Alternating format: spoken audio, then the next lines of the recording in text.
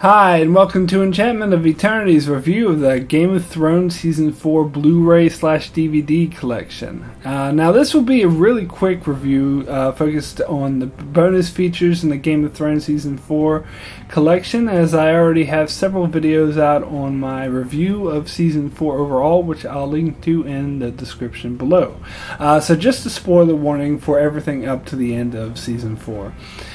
So the DVD was quite interesting, with commentaries on every episode except episode 3, and a bunch of bonus features, including a featurette on season 3, which really wasn't that informative. We already know pretty much everything there is to know about season 3. It's probably more of a refresher for the casual viewer of what went on during season 3 before they watch season 4. And then a few bonus features that were already released online, such as the featurette on Bastards. There were two new featurettes. There was one that was on the making of the Battle of the Wall, which was kind of interesting from a technical standpoint to see everything that went into making it and how they did it. And then there was a roundtable discussion called The Fallen, with all the actors whose characters died in Season 4.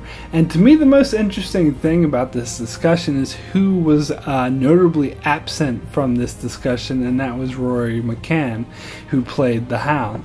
Now, I don't mean to read too much into this. It could simply be he wasn't available that day, or because we didn't technically see him dying on screen, he didn't count. And I'm not saying the fact he isn't there means, the Hound will definitely be on the show again, but I did find it interesting. At the very least, they're not willing to officially say the Hound is dead yet. But the discussion itself was a pretty good watch. You learn what the actors thought of their characters and their deaths. What's interesting is the actors for Gren and Jojen didn't know that characters were going to die until they read the script for the episode. And in Jojen's case, he found out on the plane while he was on his way to film those scenes, which I found quite interesting. And the actors for Oberyn Martell, Joffrey, and Ygritte knew about their characters' death when they first took the job. And Charles Dance learned about Tywin's death from a fan he met on the street. So this is pretty interesting. So there was a history and lore featurette on the Blu Ray, which is always a lot of fun. It's like watching a Game of Thrones version of the History Channel documentary, where the actors in character form narrate a specific part of history, so you hear from that character's perspective on those events.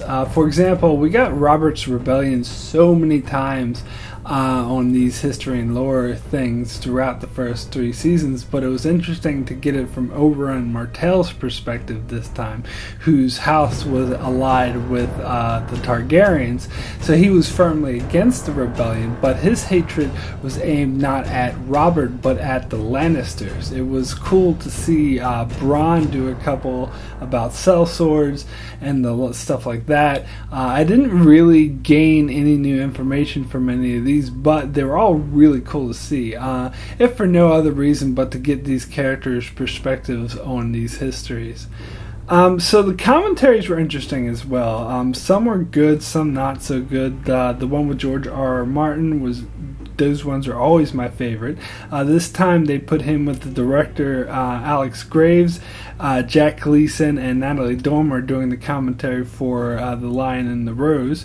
And Natalie Dormer in particular is quite good at engaging with Alex Graves and George R.R. Martin, even about the scenes she wasn't in. The commentary for the children with Alex Graves, Rory McCann, and Gwendolyn Christie was also very good. Roy and Gwendolyn were also very good in engaging Alex in discussions about the scenes they weren't in. Maisie Williams and Sophie Turner's commentary for First of His Name was the typical silly commentary they always do every year. But the ones I found really lacking was Mockingbird commentary with Aidan Gillian, Katie Mackey, and 2 producers. They didn't really have much to say, but the worst commentary was by far the one with Nikolai Coster-Waldau, Lena Headey, and Peter Dinklage. They did a commentary on the children. It's obvious they had no idea what to say, and they barely discussed the episode at all. I think it's pretty apparent that if they bring these actors back for another commentary, they need to put them with a director or someone who's there to keep them focused and talk about the story when they wander off into these irrelevant discussions. So a few things of note I gleaned from the commentaries. In my review for episode 7, Mockingbird, I talked about a theory going around the net that Bronn had delivered Shae directly to Cersei and the Lannisters when he was meant to escort her to a ship to leave for Pentos. And that was a theory I was very strongly opposed to. Well, in the commentary for The Lion and the Rose, George R. R. Martin asked about Bronn's motivation, and the director Alex Graves replied that his understanding was that Bronn did take Shae to the ship as he was told, and that she was snatched up by the Lannisters at some later point, and that Bronn was being sincere when he was trying to console Tyrion at the wedding. So this, to me, I think, vindicates my feelings that Bronn was not involved in how Shae ended up with the Lannisters.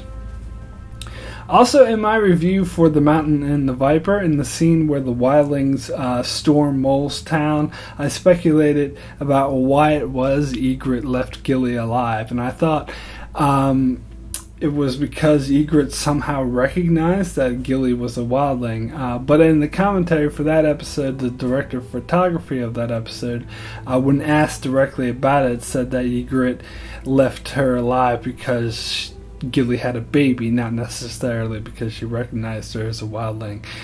This still seems a bit out of place to me, because Ygritte had no compunction about killing all these innocent people running away from their lives, but was thrown off just by a baby. But, you know, the fact she would recognize Gilly as a wildling is also a little far-fetched, so it does make sense, I guess.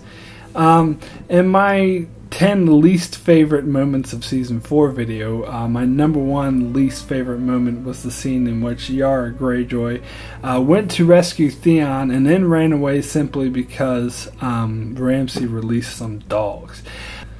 In the commentary for that episode with director Alex Sakharov and writer-producer Brian Cogman, they addressed that particular criticism, which was a common critique, one which I think quite deservedly so, and said that it wasn't because of the dogs, and it had more to do with preserving the Greyjoy family line. That because Theon was refusing to go, she wanted to make sure that they didn't both die, and that Yara could return to the Iron Islands to continue the Greyjoy family name. First of all, I'm still not buying it, because you know, that was the point she decided to leave. Before Ramsay released the dog, she seemed perfectly intent on staying and forcing him to give her Theon back. It wasn't until he released the dogs that she changed her mind. So, still basically drastically changed her mind because Ramsay decided to release some dogs. So it still doesn't work. Also, it's interesting how Brian Cogman phrased this. He said, she can either die in that kennel and in her line, or she can take her place as the heir to the Iron Islands, and she chooses the latter. And of course, that will have repercussions for her going forward.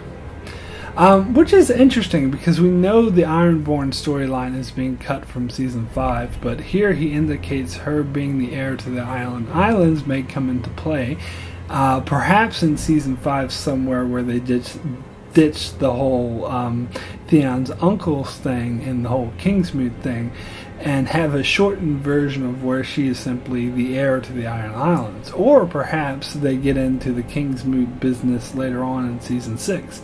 It's interesting, and I wonder what these repercussions for her later on will be. Makes me think that if she does appear in Season 5, it will be directly involved in Theon's storyline. We'll just have to see. Ultimately, though, nothing he said made me change my mind that this was the worst scene of Season 4. Although he did say originally there were supposed to be more battle sequences in the courtyard, but they ran out of money to do it, which makes sense. In that same episode commentary, Brian Cogman talked about Shay's testimony, and what he said was pretty much in line with what I said in my Why Shay's Storyline Was Awesome video, where he said that the scene was meant to be ambiguous to why Shay was testifying, whether it be because she was hurt by Tyrion and wanted revenge, or if it was because she was being coerced by the Lannisters, and he said ultimately it was all of those things, which is pretty much what I surmised, and I think comes off brilliantly in her performance. There were other intriguing pieces of filming trivia to be found in the commentaries as well, such as in real life Sophie Turner hates lemon cakes. When they were filming the Sir Pounce scene with Marjorie Tommen, the cat would not stay on the bed and was really hard to work with. At one point, Natalie Dormer had to physically hold the cat in place. During the royal wedding, when Joffrey had the line, "This pie is dry," apparently the whole cast would burst out and into laughter whenever he said that, and they had a hard time filming that scene. Peter Dinklage in particular had a hard time keeping his composure whenever Joffrey said that line. So, you know, lots of interesting little tidbits like that. So the last thing I want to talk about is the deleted scenes, which there were only 2 short scenes. One is a very short scene with Daenerys and Missandei after Jorah was kicked out, where Dany just tells her, "Don't ever betray me," which, you know, I think it makes sense that it was cut. It really isn't that necessary. The other scene, however, I don't think should have been cut. It's not that great, but I think it adds a bit to the Shay storyline, which, as I might have mentioned before, I really loved. It shows Bronn escorting Shay to the ship, where he tells her basically that lords don't really care for lowborn people like them, and that they need to fend for themselves, which I think helps set up how Shay will later betray Tyrion and sleep with Tywin. You know, it's as I said in my Shay video, that she learns that she needs to look out for herself because no one else is going to do it. If that means sleeping with Tywin, and then that's what she'll do. I think it helps set up that storyline, and if they had left that scene in, perhaps it would have been a bit more helpful to those who didn't quite get her storyline from the show. Well, that's it for my review of Season 4 DVD review. I do a series of Season 5 update videos you should check out if you haven't seen them. I'll be doing a video on the next Season 5 trailer as soon as it's released, and other Game of Thrones videos to come, so make sure you subscribe to keep up with all that, and thanks a lot for watching.